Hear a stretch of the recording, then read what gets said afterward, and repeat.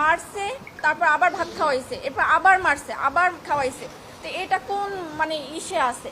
মানুষরে তো এরকম মাইরে ফেলায় না, সে যদি একটা খুনিও হইতে পারে তারে তো এরকমের জীবন্ত মাইরে ফেলাইতে পারে না বলেন। তারা প্রশাসনের কাছে দেন, কিন্তু ওরা মাইরেন না। নিতে হলে টাকা দিতে হইবে 35,000 টাকা দিয়ে ছাড়াই নেন, নাহলে আমরা ওরা ছাড়বো না, ওরা আরো মারবো। ফ্যামিলির কেউই নাই একটা মানুষের। আমার আপনার কি যদি এরকম থাকে তাহলে তো আমরাও একই পথের প্রতীক হইতাম, যে মা বাবা ভাই বোন কেউই নাই। মূলত 11টার দিকে আমার বাবাকে ফোন দেওয়া হয়েছে, রাত 11টার সময় ফোন দেওয়া হয়েছে, আপনি কি তোফাজ্জেলের মামা? তখন আমার আব্বা ধরছে যে তখন বলছে যে তোফাজ্জেল এরকমের আমরা ওরে আটকাইছে, এই হলে আছে এখানে, এখন ওকে মানে নিতে হলে টাকা দিতে হইবে 35,000 টাকা দিয়ে ছাড়াই নেন, নাহলে আমরা ওরা ছাড়বো না, ওরা আরো মারবো। তখন আমার আব্বা বললো যে আমি তো গ্রামের বাড়িতে, আমি কিভাবে করবো। তখন আমার আব্বা আমাকে ফোন দিছে যে তুমি একটু কথা বলো, তোফাজ্জেল নাকি এরকমের মানে উনি ওর হলে এরকমের ওর কথাবার্তা অসঙ্গতি পাইছে, এই জন্য ওরে ধরে ওরে মারতেছে। তখন আমি ওই লোককে ফোন দিছি যে ভাই এরকম আমি তোফাজ্জেলের মামাতো বোন, ওরে কেন মারতেছে? তাও বলতেছে যে ও আমাদের হলে ঢুকছে বা করছে। তা আমি বলছি যে ভাই দেখেন ও পাগল মানুষ, ও যদি কোনো একটা অন্যায় করে তাহলে আপনারা প্রশাসনের কাছে দেন, কিন্তু ওরা মাইরেন না।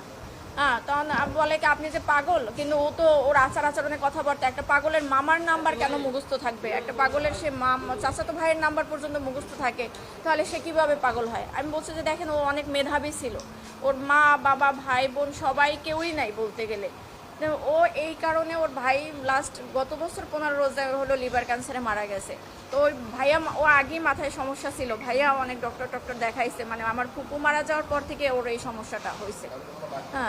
কিন্তু কারো কোনো ওই যে ধরেন আপনি খাবার খাচ্ছেন, আপনার থেকে টান দিয়ে নিয়ে খাইলো, মানে ওর ক্ষুধার জ্বালার কারো থেকে টাকা নিল চাইয়া, যে এইরকমের। ওর বাবা মারা গেছে রোড অ্যাক্সিডেন্টে 8 বছর আগে, 5 বছর আগে ওর মা মারা গেছে লিভার ক্যান্সারে। তারপর ছিল ওরা 2 ভাই। ওর ভাই হলো নাজিরপুরের থানার এসআই নাসির হোসেন। তখন উনি গত বছর মানে পহেলা রোজায় ধরা পড়ছে ক্যান্সার, উনি 15 রোজায় মারা গেছে। তো ওর ভাই মারা যাওয়ার পরে হলো ও একদম রাস্তার উম্মত পাগল হয়ে গেছিল। তারপর আমরা অনেকবার ট্রাই করছি ওরে পাবনায় নেওয়া ডক্টর দেখানোর জন্য বা করার জন্য, কিন্তু ওরে মানে ইয়ং তো, ওরে ধৈর্যাও বাইদাও রাখার মতো ওরকমই না। একবার শিকল ভাইকেও ছুটে গেছে, জেনেনকে আমরা সকালে পাবনায় নিয়ে যাব। এই এখন কালকের তো এই অবস্থা। পরে হলো ওই লোক, আমি ফোন দিছি পর উনিও আমাকে সেম একই কথা বলছে, যে মানুষটা 4 বছর আগে থেকে পাগল, সে কিভাবে রাজনীতি করবে আর দলীয় বলতে কি? ও তো নিজের মানে পরনের কাপড়ে ওর মাঝে মাঝে থাকতো না, তাহলে সে দলীয় করবে কি? মানুষরে তো এরকম মাইরে ফেলায় না, সে যদি একটা খুনিও হইতে পারে তারে তো এরকমের জীবন্ত মাইরে ফেলাইতে পারে না বলেন। এটা কোন আইনে আছে আর কোথায় আছে?